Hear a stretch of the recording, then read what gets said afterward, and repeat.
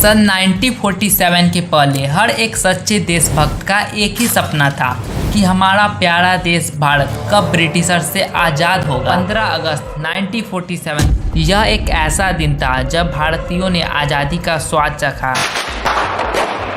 लेकिन इस सपने को हकीकत में बदलने के लिए हमारे देश के लोगों और फ्रीडम फाइटर्स ने काफ़ी लंबी और बड़ी जंग लड़ी। ब्रिटिश राज के खिलाफ हर एक आंदोलन ने हमें और ज़्यादा मजबूत बनाया।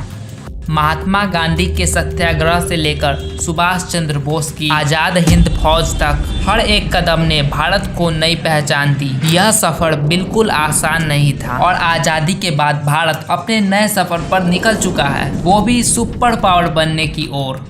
हेलो दोस्तों, आज की इस वीडियो में हम लोग देखेंगे कैसे भारत ने 1947 से 2024 तक का सफर तय किया और यह देश वर्ल्ड वाइड अपना नाम बनाने में कैसे सफल रहा। यह कहानी है भारत के सपनों की जो अब सुपर पावर बनने के लिए तैयार है।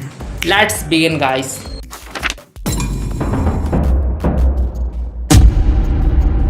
1960 के दशक में भारत एक सीरियस प्रॉब्लम से घिरा हुआ था। उस समय देश में अनाज का उत्पादन काफ़ी कम क्वांटिटी पर होता था, बट इसके ठीक अपोजिट देश की पॉपुलेशन काफ़ी तेज़ी से इंक्रीज हो रही थी। इस प्रॉब्लम से निकलने का एक ही सॉल्यूशन था। भाई वह कौन सा सॉल्यूशन था, जल्दी बताओ। वह है increase production of food ingredients, यानी खाद्य पदार्थ के प्रोडक्शन को इंक्रीज करना।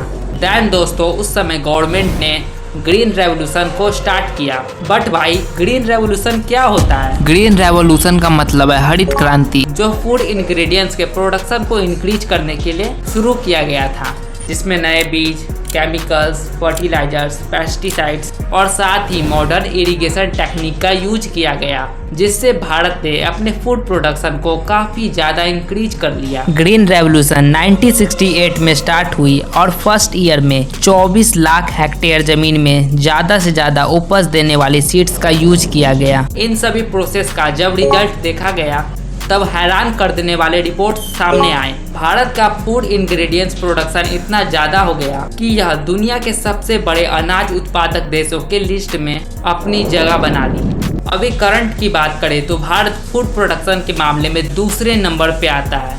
इसी बात पर हमारे देश भारत के लिए क्लैपिंग तो बनती है। नाउ दोस्तों, अब हम बात करते हैं भारत के आईटी रेवोल्यूशन। दोस्तों 1990 के डिकेड में भारत ने आईटी रेवोल्यूशन का अनुभव किया, जिस समय बेंगलोर और हैदराबाद जैसे सिटीज को आईटी हब्स बनाया गया और आज भारत दुनिया के आईटी और सॉफ्टवेयर सर्विसेज के सबसे बड़े एक्सपोर्टर्स में से एक है। डिजिटल इंडिया कैंपेन के जरिए भारत ने अपने डिजिटल इंफ्रास्ट्रक्चर को और भी ज़्यादा मजबूत बनाया, जिससे आज के समय में ऑनलाइन सर्विसेज और डिजिटल इकोनॉमी को बढ़ावा मिला। और आप देख ही रहे हो आर्टिफिशियल इंटेलिजेंस और टेक्नोलॉजी कितनी ज़्यादा ग्रो कर रही है। हाल ही में कुछ समय पहले भारत ने भी अपना 10,000 करोड़ का एआई मिशन लॉन्च किया था, जिसमें इंडियन यूथ के लिए काफ़ी यूजफुल एआई कोर्सेज भी है। इस आईटी रेवोल्यूशन के लिए इंडिया को सैल्यूट है। अब हमारा टॉपिक नंबर 3 है स्पेस में भारत। दोस्तों इसरो की जर्नी की शुरुआत 1969 में हुई थी और इस ऑर्गेनाइजेशन ने एक के बाद एक ऐसे शानदार स्पेस मिशंस किए जिससे भारत की दुनिया में अलग ही पहचान बन चुकी है। नवंबर 2013 में मंगलयान का सफल लॉन्चिंग, 10 चंद्रयान मिशन और रिसेंटली 2024 में लॉन्च होने वाला है गगनयान मिशन। यह सारे मिशन 1 बाय 1 इंडिया को अपने अंतरिक्ष के सपने को पूरा करने में मदद कर रहा है। गगनयान मिशन के तहत भारत अपना पहला ऐसा मिशन कर रहा है जिसमें एस्ट्रोनॉट को स्पेस में भेजा जाएगा। इस शानदार मिशन को करने के बाद इंडिया एक बार फिर से इतिहास रच देगा। दोस्तों अगर आप यहाँ तक वीडियो देख रहे हैं तो प्लीज़ इस वीडियो को लाइक कर दें और चैनल को सब्सक्राइब कर दें। Let's continue to topic India की न्यूक्लियर पावर। भारत ने अपने न्यूक्लियर परीक्षण से दुनिया को अपनी ताकत दिखाई है। भारत ने अपने न्यूक्लियर पॉलिसी के जरिए दुनिया को एक पॉजिटिव मैसेज दिया, जिसमें भारत बस अपनी रक्षा के लिए न्यूक्लियर पावर का यूज करेगा, ना कि वॉर के लिए। इंडिया के इस हाई थिंकिंग को सैल्यूट है। इंडिया के लीडरशिप की बात करें 2024 में भारत दुनिया के बड़े बड़े मंचों पर अपने कदम मजबूती से रखते हुए दिख रहा है। G20 प्रेसिडेंसी के दौरान भारत ने ग्लोबल इश्यूज पर अपने विचारों से पूरी दुनिया को प्रभावित किया। Climate change, renewable energy, digital economy, जैसे इशूज पर भारत का योगदान दुनिया के लिए महत्वपूर्ण है। अब हम बात करते हैं इंडिया की इकोनॉमी के बारे में। इंडिया की इकोनॉमी वर्ल्ड में टॉप 5 इकोनॉमी में शामिल है। डिजिटल इंडिया और मेक इन इंडिया जैसे इनिशिएटिव्स ने हमारी ग्रोथ को बूस्ट किया, लेकिन यह तो सिर्फ शुरुआत है। अगले कुछ सालों में भारत वर्ल्ड की 3rd लार्जेस्ट इकोनॉमिक कंट्री बनने की ओर आगे बढ़ रहा है। Green energy, digital currency, infrastructure में इन्वेस्टमेंट से फ्यूचर में ग्रोथ पॉसिबल है।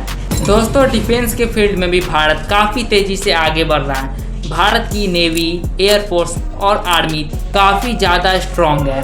भारत के पास कई पावरफुल मिसाइल्स, फाइटर प्लेन्स हैं और वेपन्स हैं जो भारत को खुद ब खुद में एक बहुत ही पावरफुल कंट्री बनाता है। देन हमारा लास्ट टॉपिक आता है आत्मनिर्भर भारत। आत्मनिर्भर भारत अब एक मिशन से बढ़कर एक मूवमेंट बन चुका है। 2024 तक इस मिशन के जरिए भारत ने अपनी मैन्युफैक्चरिंग, एग्रीकल्चर, हेल्थ केयर और टेक्नोलॉजी के क्षेत्र में अपने आप को सेल्फ रिलायंट बनाने में बड़ा कदम उठाया है। भारत का सफ़र अब तक काफ़ी लंबा रहा है और यह सफ़र अभी भी जारी है। भारत का 2047 का विजन है एक विकसित, समृद्ध और आत्मनिर्भर देश बनाने का जो ग्लोबल सुपर पावर बन सके। आज